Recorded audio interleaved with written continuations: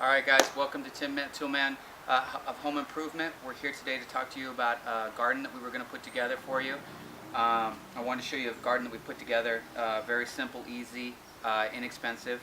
And this is kind of the portion that I put, one that was finished and then one that's not finished completely, so you guys can see exactly what we went through to try to put it together yourself. So one of the things you want to look at is you want to put your 4x4 posts. These are going to be your posts that you're going to put together. It's going to be the frame of your garden. What you want to do is you want to go 12 inches deep in the ground. You don't have to use concrete for this. You just fill it back up with dirt. It's very, very solid. It's not going to move at all. Once you do the 4x4 post, what we want to do is we wanted to do a tri-effect.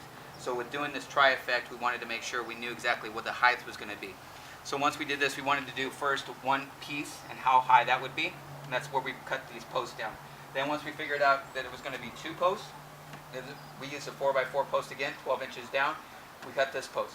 Then we did here, we went 3 posts, and then 2 more, and then we figured out the height and we cut that post there. When you do this though, you're going to want to make sure that you put a level so that you know exactly what that level is, so it's level, because not all the ground's going to be level when you're putting your garden in. So with that said, what we wanted to show you, again, is the 3-step process. So what you want to do when you put this together first, after you do the wood and you secure it, make sure you're securing it with screws and not nails, because nails will eventually pull away from the wood based on just the wood moving and flexing from the temperatures and things. So you want to use screws so it's going to stay there permanently for a long time. The other thing you're going to want to do is you're going to want to put plastic inside here. This is going to hold the water and the moisture inside so that it's going to show basically the water. It's going to stay within, and it's not going to affect the wood in a negative way as far as warping or rotting it out. All right, so that's that portion of it. Then what we did up here is we made a channel.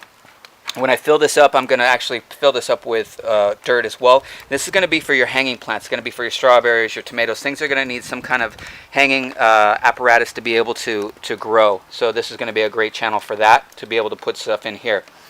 One of the things you're going to want to also look at, though, is when you're putting your soil in here, because it's such a high depth, you don't want to spend a lot of money, because the growth of the soil itself is, you're talking about $7 for a bag of soil versus dirt, which is your free. And then what we did is we put actually bark in the side there, you'll see. And basically the bark is your first portion of the process as far as fill. That's also going to keep the water retention inside, to keep the moisture in the water, so that way you're not spending a lot of money in water. Then what we're doing is we're filling it with dirt. And with doing the dirt, we're going to actually then put the topsoil on, which is going to be the part that makes your garden grow. Now, as you see back here, we actually did start putting topsoil, and we started to do vegetables here. Now, these are going to be radishes and carrots and things of that nature. So these are already starting to grow in this area. The other thing I didn't mention too is when you do your wood, you're going to want to stain it right away so that it keeps the wood from warping. You're going to want to use a sealer. This is a Thompson's water seal. Okay, and then basically you're going to want to use this to put it on there, and a couple of coats is all you really need.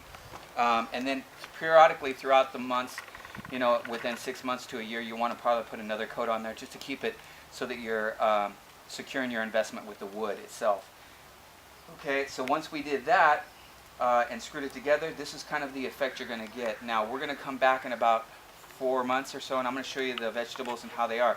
One thing I wanted to show you guys too, we're actually going to hook up this sprinkler head and use it as a drip system in the system. So we're going to take that head, run it to the back, and then we're going to use this drip system to run inside this, so that it automatically, when the sprinklers go on, will water our garden for us, and we won't have to worry about getting a hose and doing other things, because I know time was of the essence. We all need time to do other things, and that'll actually help me keep this watered without me having to come out here every single day and put a hose to the ground and spend time and effort with that. All right? So I wanted to show you guys something that was very simple and easy. This wood and everything together costed probably about $85 with the wood, the dirt, the topsoil, the bark, everything together, and you'll have a luxurious, nice garden depending on what you put in it.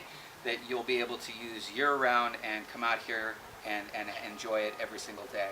So again, please subscribe. We've got a lot more videos coming out. There's going to be nice, easy, quick things that you can do to beautify the house and make it so that you're really getting a value from the things that you're adding to your house. So thanks again, and see you soon.